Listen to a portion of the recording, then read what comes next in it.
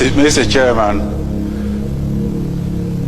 the Secretary to the conference, distinguished delegates, I will be very brief. There will be no padding. I wish to thank the President for this opportunity for re-engineering the country. I wish to go straight to say that the problem we have in this country is because we are suffering from mental slavery.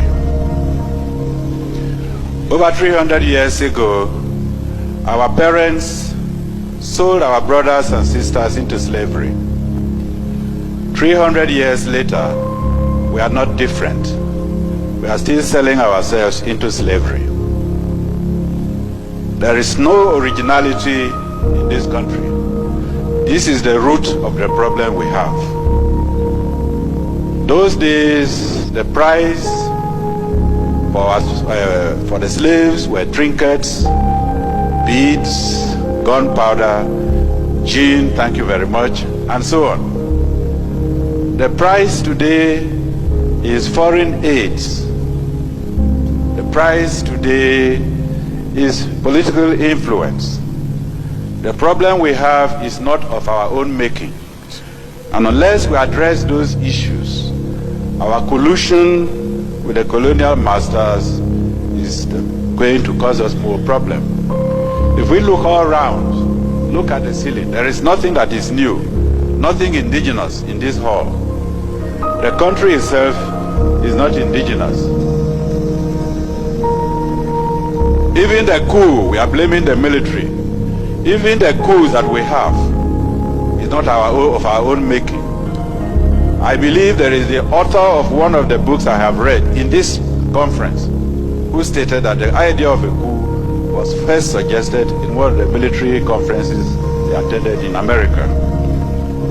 I will go straight to read, with your permission, Mr. Chairman, what the respected Alhaji Shehu Shagari has put in his book. And I ask every member here to get that book, because I know most members here have the book written by Clinton, but they have not put the book, they have not bought the book written by Haji Shehu Shagari. And I'm going to quote what he has written.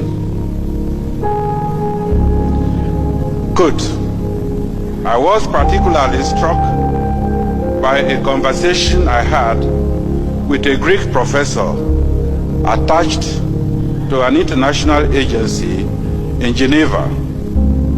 He told me his opinion of why West Europeans were supporting the rebellion against Nigeria. It was, he said, common among Westerners to sympathize with the underdog in any dispute, which in this case happens to be the Eastern Igbo.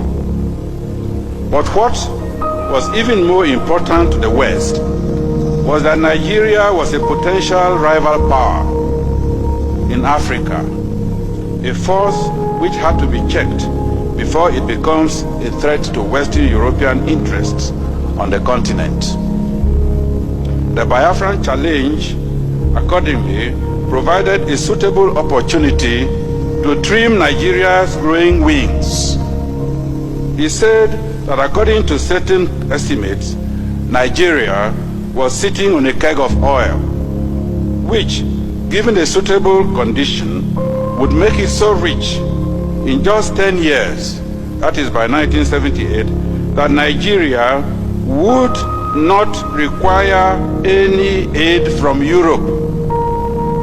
Indeed, Nigeria would be in a position to assist other African countries, especially the poorer ones, and thus undermine an important basis on which European influence was exercised over them. I underline that. He did not therefore think that Europe would stand idly by and watch Nigeria become to Africa what the United Nations had become to Western Europe. The rebel enclave, on the other hand, could be encouraged to become a rich but small and manageable African country which will still be dependent on the West, just as some small oil-rich Arab countries have been. Finally, he assured me that whatever happened in the future, the West would never allow Nigeria to develop to a position where its wealth and power would threaten West European interests in Africa. Mr. Chairman, I don't need any comment. Thank you very much.